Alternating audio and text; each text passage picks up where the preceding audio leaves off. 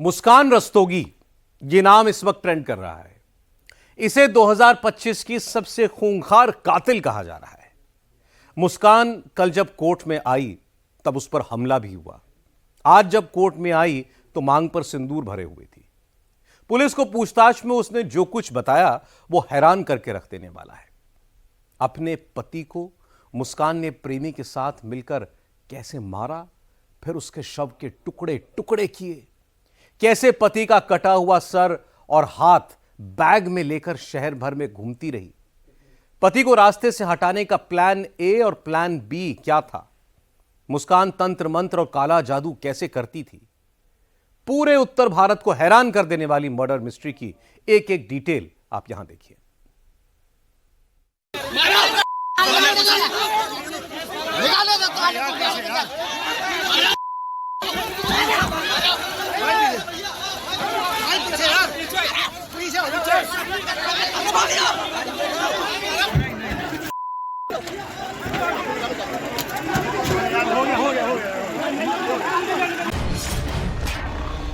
सौरभ के मर्डर में साहिल का रोल क्या है? बहुत बुरा करे, बहुत बुरा। मुझे पता है उसने बहुत गलत काम करे और भगवान उसके साथ भी उससे दुगना गलत करे और जस्टिस चाहती हूँ उसे फांसी मिले।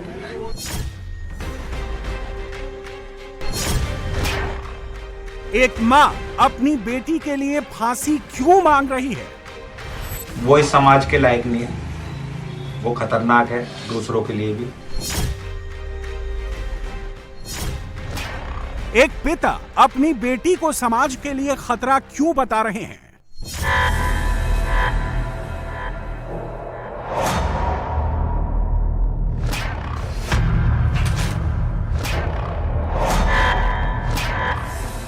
मुस्कान रस्तोगी क्या साइको है? मुस्कान रस्तोगी क्या नशेड़ी है? मुस्कान रस्तोगी क्या दिलफेक हसीना है? मुस्कान की क्या साहिल समेत कई लड़कों से दोस्ती थी? मुस्कान ने क्या पैसों के लिए अपना ही सुहाग उजाड़ दिया?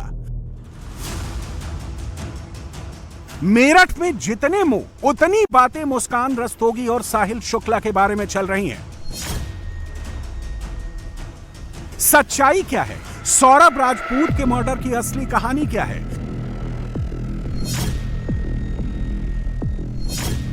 3 मार्च 2025 को रात 11:30 बजे मेरठ के इंदिरा नगर में क्या हुआ? उस रात फ्लैट में 3 लोग थे, सौरभ राजपूत, मुस्कान रस्तोगी और साहिल शुक्ला। सौरभ राजपूत अपने घर से कोफ्ते बनवा कर लाया था। डिनर सर्व करने के दौरान मुस्कान ने सौरभ के खाने में नशे की गोलियां मिलाई।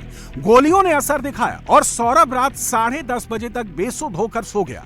रात 1 बजे साहिल फ्लैट में पहुंचा।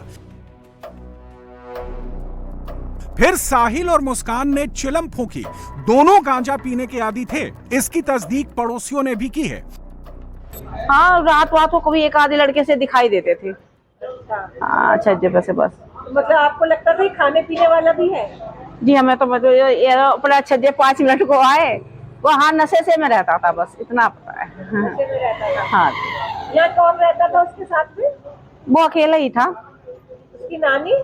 वे तो बेचारी बाहर चली जाती थी तो कई दिन में कभी कहाँ कभी कहाँ। उधर सौरभ बेड पर बेसुध पड़ा था। इधर मुस्कान रस्तोगी और साहिल चिलम फूंक कर कमरे में दाखिल हो चुके थे। अब सवाल था कि पहला वार कौन करेगा। साहिल ने मुस्कान को आगे किया, लेकिन मुस्कान की हिम्मत नहीं हुई। उसने साहिल को कहा कि पहला चाकू वही मारे। फिर दोनों ने एक खतरनाक फैसला किया। दोनों ने चाकू पकड़ा और सौरभ के सीने पर 4 प्रहार किए। इसके बाद साहिल ने गला काटा। दोनों ने मिलकर सिर धड़ से अलग किया। बाथरूम में बॉडी के 4 टुकड़े कर बैग में पैक किए। बाथरूम को धोने के बाद दोनों सिर और हाथ एक बैग में रखकर साहिल के घर पहुंचे और सो गए। अगले दिन जब सुबह 9 बजे दोनों की नींद खुली तो चिलम का नशा हवन हो चुका था। अब दोनों को बॉडी ठिकाने लगाने की चिंता थी, लेकिन पकड़े जाने के डर से उन्होंने एक और खतरनाक फैसला लिया। मुस्कान और साहिल ने बाजार से एक ड्रम खरीदा। ड्रम में सौरभ की बॉडी रखी और सीमेंट का घोल भरकर उसे पैक कर दिया। वालों का आरोप है कि बेटी ने बताया कि पापा ड्रम में है। बातें में पता है? पता ही होगी। कह रहे थे वो, कुछ लोग कह रहे थे कि वो कहते पापा को ड्रम में रख रखा है इन्होंने। अच्छा, गुड़िया बता रही थी कि पापा को ड्रम में रखा पापा को ड्रम में रख रखा। उसने भी तो कुछ देखा होगा, जब भी तो हटा दिया उसको वहां से। अब सवाल उठता है कि मुस्कान ने अपने ही सुहाग को इतनी बेरहमी से क्यों उजाड़ा?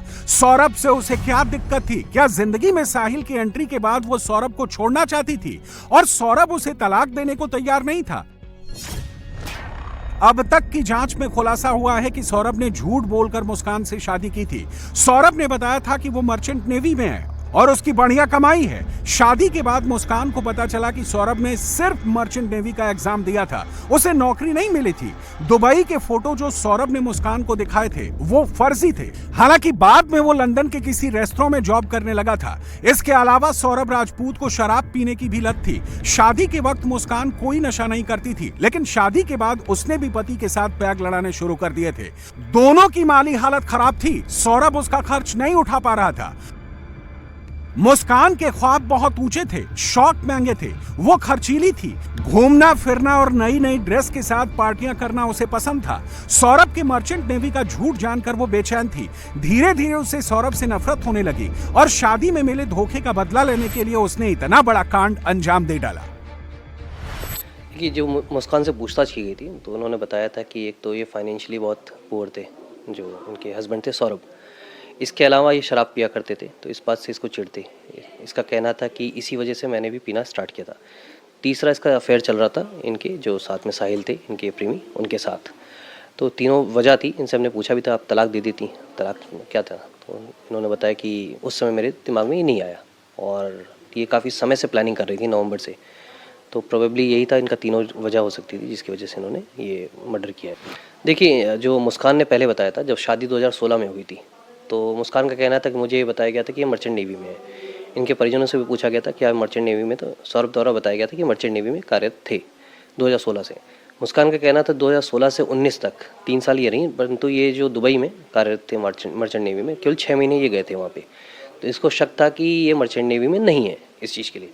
2019 में इनकी नौकरी छूट गई थी। 19 के बाद ये कुछ नहीं कर रहे थे और जो इनका उस समय इनकी बेटी भी पैदा हुई थी, उसके बाद से पूरा खर्चा जो मुस्कान के फादर है वो उठा रहे थे। 2023 में जो मुस्कान का कहना है कि ये लंदन गया हुआ था और लंदन में ये कहीं बेकरी पे काम करते थे, उसके बारे में भी वेरीफाई करना है। अब सवाल उठता है कि सौरभ को रास्ते से हटाने का प्लान साहिल का था या मुस्कान ने उसे इस प्लान में शामिल किया था। 25 फरवरी को सबसे पहले सौरभ को ठिकाने लगाने का प्लान मुस्कान ने तैयार किया था। 25 फरवरी को मुस्कान का बर्थडे था। सौरभ 22 फरवरी को लंदन से लौटा ताकि मुस्कान को बर्थडे पर गिफ्ट देकर खुश कर सके। मुस्कान यहां उसे मारने का प्लान बनाकर बैठी थी। मुस्कान का प्लान था कि बर्थडे पर सौरभ को ज्यादा शराब पिलाई जाए और फिर ठिकाने लगा दिया जाए। यह प्लान फेल हो गया क्योंकि मुस्कान के बर्थडे पर सौरभ ने शराब पीने से मना कर दिया था। मुस्कान ने फिर 3-4 मार्च की दरमियानी रात को दोबारा सौरभ को मारने का प्लान बनाया। 3 मार्च को बेटी के एग्जाम खत्म होने थे। इसी बहाने मुस्कान ने शराब पार्टी के लिए सौरभ को राजी कर लिया। इस बार सौरभ अपनी पत्नी के बुने हुए जाल में फंस गया। मुस्कान का इरादा सौरभ को मारकर डेड बॉडी कहीं जमीन में छुपाने का था। साहिल के साथ हिमाचल जाने का प्लान उसने पहले ही बना लिया था। इसके सबूत पुलिस को उसके फोन से मिले हैं। पुलिस और रिश्तेदारों को चकमा देने के लिए उसने ये भी कहानी बना ली थी कि कोई जब सौरभ के बारे में पूछेगा तो उसे बता देगी कि वो वापस लंदन चला गया है। सौरभ के अपने परिजनों से रिश्ते अच्छे नहीं थे। इसका भी फायदा मुस्कान ने उठाने की कोशिश की थी। हमें 25 तारीख को भी प्रयास किया था इनको मारने का। उस दिन जो सौरभ थे उन्होंने शराब नहीं पी थी। 3 तारीख को इनकी बेटी का एग्ज़ाम ख़त्म हुआ था तो इन्होंने अपने घर भेज दिया था नानी के यहाँ। उसके बाद जो सौरभ थे अपने घर से ये कोफ्ता लेके आए थे खाने के लिए। अक्सर ये घर से अपने सामान लाया करते थे खाने पीने का। तो उस दिन इन्होंने उसमें ये नशे की गोली मिलाई थी और उसके बाद इनको सर्व किया। खाने के बाद ये अपना बेहोश हो गए थे। बेहोश होने के बाद इन्होंने साहिल को बुलाया था रात में करीब 1 बजे के आसपास और इन दोनों ने चाकू से मिलकर उसके सीने पे वार किया है। 3 बजे के आसपास ये लोग दोबारा मिलते हैं उस घर में जहाँ सौरभ का घर है और वहाँ पे लाश को उसमें डालते हैं, सीमेंट डाल के सील कर देते हैं और करीब 6 बजे के आसपास ये लोग शिमला मनाली और इसके लिए निकल जाते हैं। मुस्कान का कहना है साहिल ने बताया, साहिल एक दूसरे के ऊपर आरोप लगा रहे। प्लानिंग इन्होंने साथ में की है प्रोबेबली कि ये लोग इसको ड्रम में डाल के सीमेंट से भर देंगे और उसके बाद ये लोग घूमने चले जाएंगे। घूमने का भी प्लान इनके फ़ोन हमने चेक किया, फ़ोन में भी इनका पूरा इटिनरी बनी हुई है कि किस दिन मनाली जाएंगे, किस दिन कसौल जाएंगे। इस हत्याकांड का मास्टरमाइंड कौन है? क्या साहिल ने मर्डर का प्लान बनाया? क्या मुस्कान ने साजिश में साहिल को फंसाया? क्या मुस्कान ने साहिल पर काला जादू चलाया?